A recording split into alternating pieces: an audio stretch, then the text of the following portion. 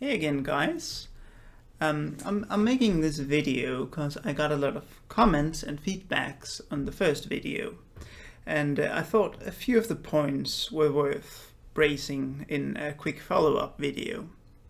Those points, as you can tell by the screen, is why a comment thread and what was the purpose of the original video actually, because perhaps I could have been a bit more explicit about this. As I mentioned, this was my first time doing this. And secondly, I'd like to add a few more comments about character, reputation, and power level, because it seems that a few people have misunderstood what I actually meant. But moving on to the first topics, there's a very explicit reason why I wanted people to write their comments in a comment thread.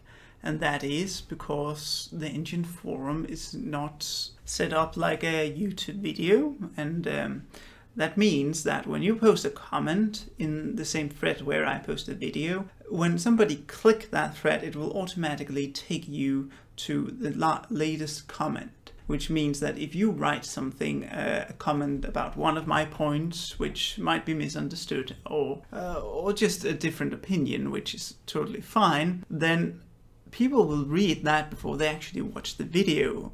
And if they do that, they'll already have your opinion as a veil when they are listening to what I'm saying.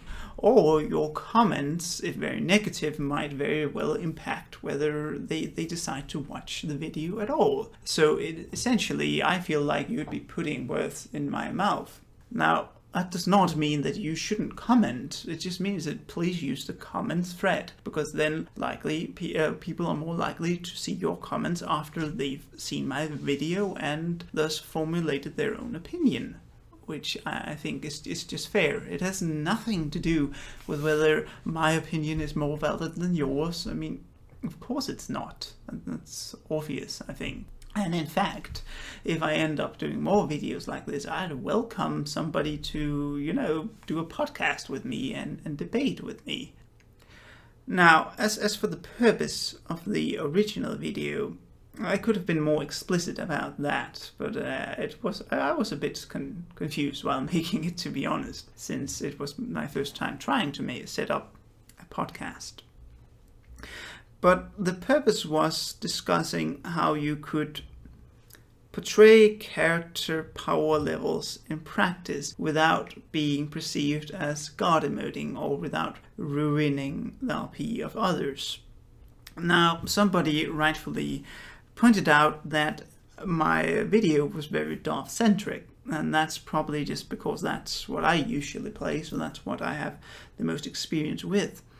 And also because, when you play a powerful character as a Darth, that is when I feel this question becomes the most relevant, because that's when you are most likely for being called out, for going overboard, because you're performing what you feel your character ought to be able to do. So I wanted to give people a few tools to prevent that, and to also realize that your character has no inherent power level or other than what people allow them to have. Now, moving on to the next point about character reputation and power level. Somebody in the comments rightfully pointed out that character popularity should not affect the power level of a character. And I totally agree with you. It ought to be like that in an ideal world. However, I think we can all realize that in practice, if you have a character who is very well known and established as a good role player and a powerful character, that person gets away with more because they are acknowledged by their role-playing peers than if you had some unknown role player do the same things. And my video wasn't about how things ought to be. It was more a case of how are things in practice, and how can a role player, new or old, work with the tools at their disposal to prevent themselves from power emoting or for being perceived as such.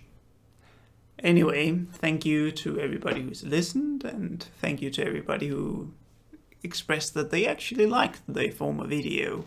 And also thanks to the people criticizing. Just please next time do it in the comments thread.